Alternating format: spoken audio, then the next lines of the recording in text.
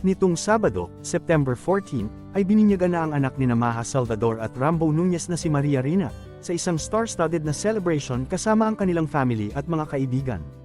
Ilan sa celebrities na kasama sa binyag ay ang It's Showtime host at singer na si Darren Espanto at ang Hello, Love, Again actress na si Catherine Bernardo, TV host na si Maine Mendoza, dating beauty queen na si MJ Lastimosa, Tho Reyes, Kakay Bautista, Janelle Salvador, at ang celebrity dermatologist na si Ivy Aguilar Teo at asawang si Dr. Z Teo. Sa Instagram, nag-upload si Maha ng ilang photos na kuha mula sa binyag. Every perfect gift is from above. Thank you Father Jerry Orbos, our family, friends and most importantly the godparents for blessing Maria Rina on her baptism.